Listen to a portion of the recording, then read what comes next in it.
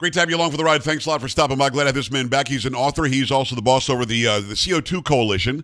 And he's got is the new book called Convenient Warming? Is that what it's called, Greg? Yeah, the title is A Very Convenient Warming. And then the subtitle, it's important, Joe, A Very Convenient Warming, How Modest Warming and More CO2 Are Benefiting Humanity. You're not allowed to say that. You're not allowed to say that. Yeah, I just did.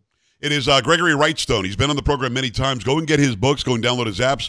Anything that you can do to give yourself some knowledge. Because the one thing you don't want to do when it comes to so-called climate change or global warming is just take one side's view. This guy's a geologist. He's a scientist. He knows what he's talking about, and you'll learn a lot. What's inconvenient for you, pun intended, was that you live in Tampa, in that area, and you had to skedaddle out of there, and then you went to a place on the East Coast of the Atlantic Coast, and then you saw a bunch of damage there. Tell me what you have dealt with for the past 24 hours. Oh, my. Well, I'm living at Apollo Beach, which is about 15 miles south of Tampa Bay. And if you recall, that's about where the hurricane was supposed to hit. Yes. So it looked like we were going to be right in the crosshairs with 12-foot storm surges. And I said, and I talked to grizzled old Floridian veterans, old salts. Right. They said, Greg, we're getting out of here. I got a bad feeling. And so we go across the state, southeast to the Atlantic side. Bear in mind, Tampa's on the Gulf side, the western side. I said, well, I'll be, we might get Cat 1 type winds there, but at least we'll be safe. And so we go over there, and then at 4 o'clock to 5:30, the big tornadoes, there was an arm ahead of the storm. This is 4 hours before landfall. And it's really not been reported. And the three people that died at St. Lucie were just south of us. This Vero Beach was just clobbered. I want to show Vero Beach. You sent me some video of this, and I want to show it to the people as you're talking. Go ahead. What am I looking at here? This is crazy. You could just drive for miles and see this, and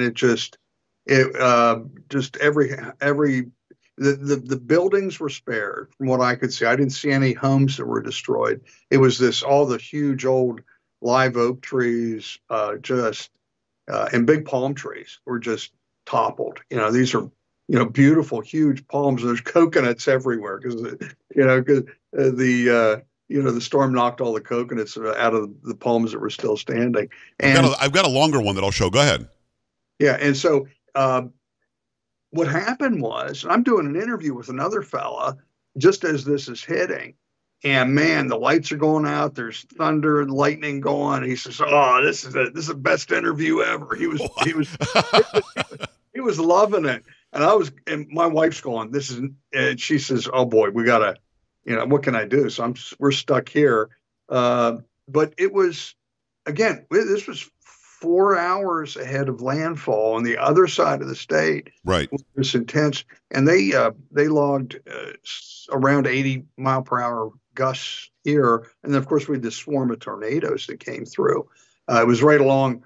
Of course, if you're a fan of Jimmy Buffett, the highway A1A. Oh, yeah. That's what you're looking at. I'm driving A1A. Crazy. My wife was taking the video. Right. It's Gregory Wrightstone. Go to his website. It's inconvenient. Say it again. Convenientwarming.com. Is that what it is? Convenientwarming.com. Convenientwarming.com. Because there was a different website last time. I want you to go and check out everything that he does. He's got the Inconvenient Facts book. Go and get that. Is the app still available? Inconvenient Facts. It is, and we're in the process of updating it right now. Good. And it needs it. And so if you're looking for this book, and again, Joe, my birthday was last Thursday. I got up that morning and I logged in. The book was at #1 bestseller on my birthday. I mean, wow. I told my wife, you don't have to get me anything. I just got the best present ever. So if you just search for those two words, convenient warming, you could find it on Amazon or buy it directly from my website. Go and get it, because people are starving for information about what's real and what's not real. Immediately you had people in central government, the vice president who's running for president, talking about, I don't know if you saw this, but she was telling the guy on the Weather Channel, Mike, that we should watch the language we use, that if the hurricane goes from a 5 to a 4, we shouldn't say that because it makes it sound like it's weaker. Now, I grew up in South Florida. I grew up in Hurricane Alley. A 4 is weaker than a 5, and a 3 is weaker than a 4, and a 2 is weaker than a 3. I don't know what they're trying to do at government, but I kind of wish on both sides they'd shut up and just go with the facts.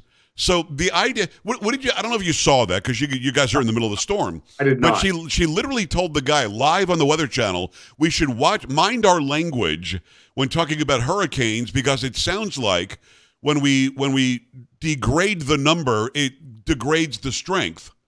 And Greg, I'm going, dude, I was 5 years old in kindergarten learning that that's exactly what it means. Yeah. So the misinformation, disinformation is no better today than it's been since we first met. It's worse. It's worse than that. And we at the CO2 Coalition, we've got nearly 200 experts, scientists, physicists, and we have several top meteorologists. One of those was Joe Dalio, and some other meteorologists. They were all telling me the same thing. This thing is going to be, it's not going to be a dud, but it's not going to be the horrific storm. Most of them were telling me, if it's going to come on shore, it's going to be a low Cat 3, maybe even downgraded to a high Cat 2. Right. And it's just, they said this is going to happen. It's just going to happen. And the other thing that they were telling me, Greg, nobody's talking about it. They're talking about this huge, at the point of landfall, the Weather Channel was saying that Tampa Bay was going to expect 12-foot huge storm surges. And they were telling me, no, there's going to be the bay is actually going to drop. And that's exactly what happened. The winds blew the water away from Tampa and it lowered. There wasn't a storm surge. There was an anti-surge that was, and so the level at Tampa Bay was actually lower than what it normally is. Well, let me interject this because again, I learned about hurricanes early. I'd never heard of a reverse storm surge, which is what we saw last night in Tampa Bay. And you said that you were expecting that. I'd never seen that before. But this is how dumb it gets. On X and on other social media, people are saying, oh, no, there's a reverse surge. That means a tsunami is on the way. Greg, I kid you not, they were predicting a tsunami. Yeah, these people, they have no, it angers me, Joe. It really does. Yeah, it's dangerous. It's dangerous. And what it's going to do is lead, when we do have something really dangerous coming at us, and it looked bad, but they were telling me, no. I'm glad I evacuated. Well, maybe not to Vero Beach. Right. What was that? I'd have gone to Georgia or someplace. But the same thing happened with Hurricane Ian. We saw the same thing with the and the Ian came through south of Tampa. Right. And we had the winds were sweeping away from the eastern shore and away from Tampa. And so it was kind of funny when I moved here. Everybody told me, "Oh, don't worry about hurricanes. Tampa never gets hit." And here I am, get 2 in 2 weeks after moving, being here for 4 months. Right. It is Gregory Wrightstone. Get this book. It's called A Very Convenient Warming, How Modest Warming and More CO2 Are Benefiting Humanity. Go and get the book right now, convenientwarming.com. Greg, I'm just going to ask you directly. Did something that human beings are doing cause Helene and Milton in such close proximity to hit the United States? That is so patently false. It is just, I've heard that. I heard InfoWars, Alex Jones spouting this complete nonsense. I heard Marjorie Taylor Greene spouting the same, just absolute. They embarrass themselves. So nobody in government has the ability to direct or strengthen storms to go and mine lithium in North Carolina, right? Correct. It's scientifically impossible for them to do it. And we have I contact Roy Spencer, Dr. Roy Spencer, University of Alabama, Huntsville. I was in communication with him during this time, and I asked him, how can I fight back against this? And he went through a scientific explanation of how it's impossible to steer a storm or to really do much of anything to either intensify or slow it down. And we get it's the same crowd that believe in chemtrails. They're not chemtrails. They're jet trails, and it's water vapor you see. But it's the same crowd. It's a government conspiracy.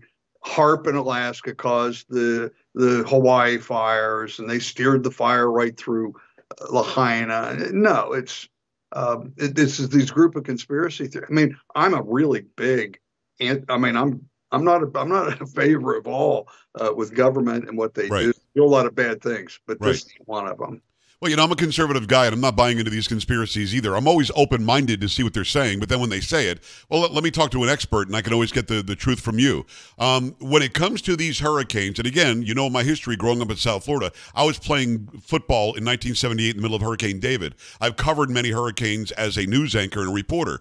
I tend to know something about them. Greg, I don't feel in my 58 years on this earth that hurricanes are getting more intense. I know that our scientific technology has gotten better. So we're able to actually go back to the 70s and the 60s and even further back. And now we can measure the data and say, well, those actually were stronger than we thought they were back then. And they're not any stronger now. So the claim that they're intensifying because you and I drive gasoline vehicles, is that true? No, it's not. And it's not just me saying this. It's NASA, it's NOAA, which is the National Oceanic and Atmospheric Administration. It's the Intergovernmental Panel on Climate Change. They all agree that with me that they're not intensifying, they're not increasing in number, and we can document that going back from since 1979 with the satellite era.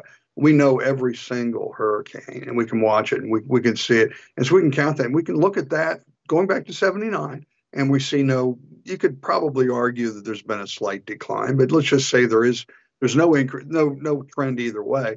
But we also have what's really important we have a way to measure hurricanes in the United States going back to 1850 accurately, and that's landfalling hurricanes. And that's because whenever a hurricane going back to 1850 made landfall in the United States, they knew it. They're hard to miss. Yeah, they are. We know every single hurricane that's made landfall. And I took a look recently in our newsletter. Sign up for that at the CO2 Coalition if you'd like. In my last newsletter, I took a look at landfalling hurricanes in Florida to find they've been in decline. And again, that goes back to 1850. And we see that across the United States. The only state that has had a slight increase in landfalling hurricanes was Mississippi, and that was very small. Interesting. And so we look at that, and you talk about intensification of storms. Christopher Landsea is, he was until I believe he resigned a few years ago, but he had a very good study on the intensity of hurricanes. He concluded that hurricanes have intensified by 1%. Or that's the intensification. Well, Joe, okay, let's say he's right.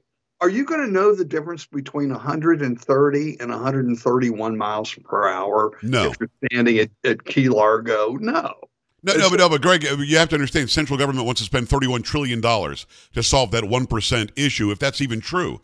What's interesting to me as well is, I remember in 2000 covering hurricanes. It was a very busy season. 2005, after Katrina, and I think you might have had Hurricane Rita or something that year too. There was another big one. They were saying this is going to be, from now on, this is what it's going to be. And we're going to have 18 or 19 named storms the next year. Nothing like that happened. We had a lull in hurricanes for years in this country, yet they kept on filling our heads with this garbage that somehow we had to stop, eating meat. The whole thing is weird to me. Why do you think so many people fall for it? And why do they keep on laying on it in a campaign? And again, I won't call out specific names and ask you, who's good and who's bad. But there are politicians who are running on the fact that if you don't elect me, we're going to existentially stop existing because of climate change. Yeah, it's really troubling. And some of the Republicans, the GOP, they don't know how to talk about climate change. And I get it, it's complicated. They don't know what to believe and what not. I think they're afraid to. I think they're afraid to because they're going to be called out. Yeah, they're going to be called science deniers. Nobody wants to be called a science denier. Oh no way. And so they're using this to gain votes. And it's as a scientist, it just angers me greatly that we should be following the scientific method. And Joe, they need to silence scientists like me and my colleagues at the CO2 Coalition, because we tell a compelling fact-based story, a narrative that's completely at odds with this notion of man-made catastrophic global warming. If they allowed us a platform on the regular media shows, and not that you're not regular media, but if the mainstream media, if they allowed us to speak, it would be game over for the climate industrial complex. It would be, because almost every single person, Joe, I talk to, look at me with their eyes. I've never heard that. Right. Why aren't we being told that? they're thirsty for this information that we Right. present. In one of the debates, and it's Gregory Wrightstone, go and get his book. It's called A Very Convenient Warming, How Modest Warming and More CO2 Are Benefiting Humanity. Go to convenientwarming.com. In one of the debates, I think it was the one between Trump and Harris, the so-called moderator, who was actually on the side of Harris, in my opinion, Yeah, said, Nora O'Donnell. it was Nora O'Donnell. Right. Nora O'Donnell. This was actually the vice presidential debate, I think. She said, Yeah. the vast consensus of scientists agree climate change is real. You and I have talked about this over the years. It's a consensus of who they asked. It's not really a consensus of all scientists, because I don't think they've asked all scientists. But how do you, if you're in a debate situation and somebody says 97% of all scientists agree, there's a consensus that it's real. How do you combat that? Well, I can tell them I'm part of that 97% because they cast a wide net to get to 97%. And I would be part of that because I believe that CO2 is increasing. It's because of us, and it has a slight warming effect on the atmosphere. Bam, I'm part of the 97%. I just don't believe it's the primary driver of temperature changes, nor do I believe that it's harmful. On the other hand, we see huge benefits to more CO2. In fact, one of our unofficial motto is "We love CO2, and so should you." And we look at if you look at in my new book, if you look, I've listed my favorite quotes concerning consensus, and we should look at, for example, Michael Crichton famously said, the author, he was actually PhD, he's a doctor of medicine, and he said, if it's science, it's not consensus. If it's consensus, it's not science. The quote that I love, though, is from physicist Richard Feynman, who said, I would rather have questions that can't be answered than answers that can't be questioned. I love it. And that's what we have here in the climate debate. They're telling us what the answer is, and you dare not question it. You dare not. I'm almost out of time, but you taught me this a long time ago, and just give me 30 seconds on this. What you said in passing just now is so extremely important to those watching and listening. It's okay that 97% agree something's happening. What isn't okay is they're trying to tie that to it being bad, and it's not necessarily bad. No. Two words, Joe: fear and control. They're using fear to have you agree to have every aspect of your life controlled. What car you drive, how you heat your home, what temperature to heat or cool your home, you name it. We can go down a list. It's fear and control. It's exactly what it is, and I've learned that from you for a long time, and I think we've agreed on that for a long time. Convenientwarming.com. Get the new book, convenientwarming.com. It's Gregory Wrightstone. Greg, thanks a million. I'm glad you guys are safe. Thank you. Thank you, Joe. All right, brother. We'll talk soon. We're back after this. Stay right here.